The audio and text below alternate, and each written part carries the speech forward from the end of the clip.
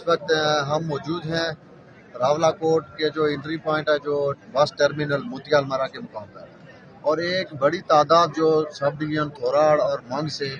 جو کانڈی بیل سے جو لوگ ہمارے ساتھ آئے اور اپنے چارٹر آف ڈیمانڈ کے لیے نکلے تھے، وہ لوگ ابھی کثیر تعداد میں بیٹھے ہوئے،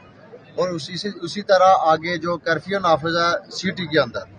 تو اس حوالہ سے جو رینجر ایف سی پی سی ایک بڑی تعداد میں تعینات ہے، لیکن ہم نہیں چاہتے کہ ہم پورامن لوگ ہیں، ہم پھر بھی یہ جو حالات خراب کرنا نہیں چاہتے کہ حکومت نے جو دوسری طرف سے ہمیں لوگ کہہ رہے ہیں یہ دہشت گرد ہے،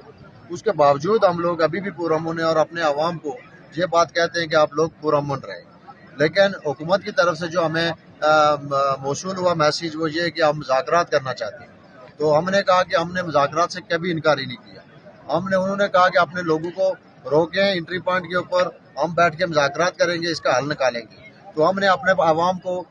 چاروں طرف روک دیا ہے، شہر میں انٹری نہیں ہونے دی، اس لیے کہ تاکہ کسی کا مزید کوئی ہم نے لاشیں نہ اٹھانی پڑے، مزید ہمارے بچے نہ شہید ہوں، چونکہ یہ ظالم لوگ ہیں، ہم نے بیٹھ کے پرامن طور پہ پھر بھی لوگوں کو کہا کہ آپ لوگ پرامن رہیں، آپ بیٹھے رہیں ادھر۔ اب ہم آج رات ہو گئی ہے، اب ہم کل تک کا ٹائم دیتے ہیں، اگر ان لوگوں نے یہ جو ہمارے اوپر جو مذاکرات سے پہلے جو ہم نے یہ شرط رکھی ان کو کہ جو کالا دم آپ نے ہمیں جو ڈکلیئر کیا عوام کو اور عوامی ایکشن کمیٹیز کو کہ یہ جو ایک تو دہشت گردانہ جو نوٹیفکیشن ہے، میں سمجھتا ہوں یہ خلاف حقائق جو نوٹیفکیشن ہے، ظالم نوٹیفکیشن ہے، اس نوٹیفکیشن کو ایک دم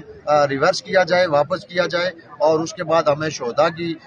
ڈیڈ باڈیز دی جائیں تاکہ ہم جنازے بھی ادا کر سکیں ان کے، اور اس کے بعد جو فورسز ہیں ان کو فیل فور بیک کیا جائے، اس کے بعد ہم مذاکرات کے لیے تیار ہیں، ہم مذاکرات کریں گے۔ اگر کل تک یہ تمام چیزیں نہیں کی جاتی تو پھر ہمیں مجبوراً عوام کو کال دینی پڑے گی کہ ادھر سے اٹھ کے ہم نے یہ جو کرفیو ہے اس کو توڑنا پڑے گا۔ تو میری اوورسیز کشمیریوں سے خاص کر کے گزارش ہے کہ آپ بھی ہمارے ساتھ جاگتے ہیں، آپ نے بھی جد و جہد کی ہے، لیکن آپ نے تھکنا نہیں ہے، مضبوطی سے بیٹھنا ہے اور مضبوطی سے ہمارے یہ جو آواز ہے اس کو پوری دنیا تک پہنچانی ہے، انسانی حقوق کی تنظیموں کے پاس پہنچائیں، UN تک ہماری بات پہنچائیں، اور جو انٹرنیشنل میڈیا ہے، پرنٹ میڈیا ہے، ان تک ہماری بات پہنچائیں کہ یہ جو ظلم اور بربریت ہماری ریاست کے اندر آج ایک ہفتے سے جاری و ساری ہے، ہمارے بچے شہید کیے جا رہے ہیں، تو اس حوالہ سے پوری دنیا میں یہ میسیج دیا جائے۔ اور میں خاص کر کے جو اپنے جو کشمیری راولپنڈی میں مقیم ہیں ان سے یہ کہوں گا کہ آپ بھی جوک در جوک ہمارے دھرنوں کو مزید اسٹرینتھن کریں،